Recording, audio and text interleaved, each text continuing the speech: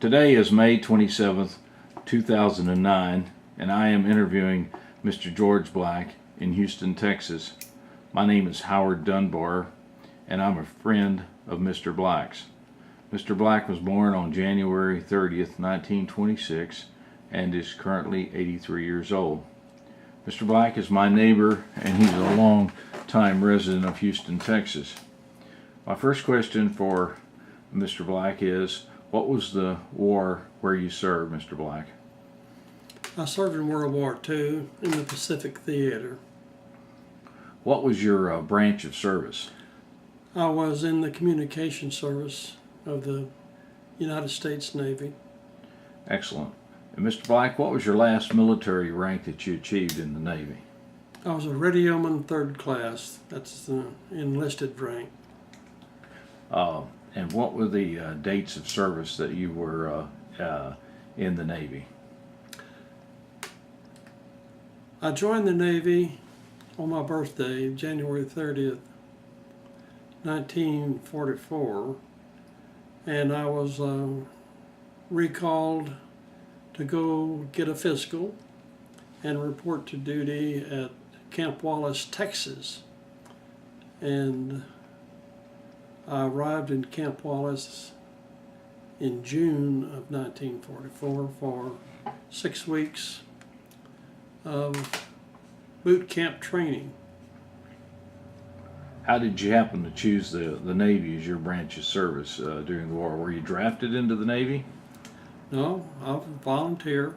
I had made plans to join the Navy even earlier, but for combat training in aviation, I wanted to be a pilot and couldn't pass the physical. But on my 18th birthday, I was free to join. My mother would not sign for me. But on my 18th birthday, I made arrangements and volunteered and enlisted. Excellent. You said that your boot camp training was at Camp Wallace near Galveston. Where did you go for your advanced training following your training at Camp Wallace? I was sent by troop train to the Naval Armory in Indianapolis, Indiana, and was there from August until January, and was trained in radio transmission, reception, Morse code, voice code, semaphores, and I was not trained to operate blinkers, that is for signalmen, but I could do all of those things. Following your advanced training there in the communications, and you became a radioman. What was your subsequent assignment? I assume you went then to your first duty assignment. Upon graduation in early January, I was sent to California and boarded an aircraft carrier.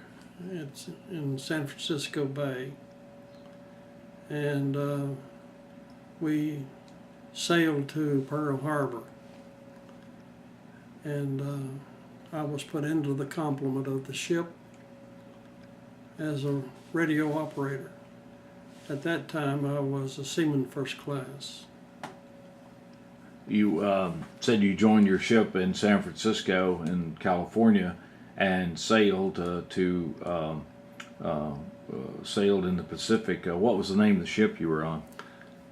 I was on an attack carrier, the USS Franklin, CV-13. It was one of the first Essex-class carriers made during wartime. When you shipped out of San Francisco, did you all go directly into a combat area, or did you have intermediate training, anything like that?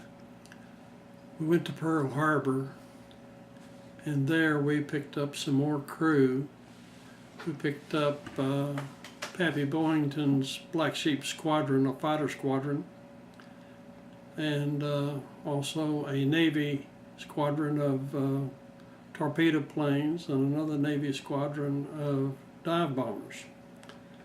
We had to train the members of the crew. We had to train all of the pilots, and we were in and out of Pearl Harbor on 5 or 6 occasions and sailed around in that area and trained these Marine pilots how to take off on a carrier and how to land on a carrier. They were already most qualified Marine squadron in the Navy, except they just never operated off of an aircraft carrier. So the timeline on this would be that you left your advanced training, became a radioman, shipped out to California, then you boarded the USS Franklin, the aircraft carrier, went to Pearl Harbor to train these Marine pilots. That's very fascinating that Pappy Boyington's subsequent career is well known. And then that would assume that's the January, February time frame of 1945. Is this true? Yes. After we trained the 3 squadrons and it formed an air group, we sailed to the forward area. We made several stops along the way. When you head across the Pacific, it's 5,000 miles across it. We made deliveries of aircraft to Kwajalein, Bikini, and we joined the main fleet at Ulithi Atoll, which is in the Palua Islands, just east of the Philippines. So at that point, you're now engaged with your larger battle group and ready to go into a combat zone against the Japanese. What was the first encounter you had with the Japanese? What theater of war was that? This was the campaign for Iwo Jima and Okinawa and the Japanese home islands. It's all one campaign, but there were separate battles. Oh, that's fascinating. So the USS Franklin was supporting the Marines as they attacked Iwo Jima, and then later on the attack on Okinawa. We were by in the some Army. kind of a support there. Iwo Jima was already invaded, and we sailed north some 11 days before the invasion of Okinawa. Did the kamikazes present you all any problems like they did the other? Kamikazes were everywhere. They were. USS Franklin was the ship that was hit by the very first kamikaze.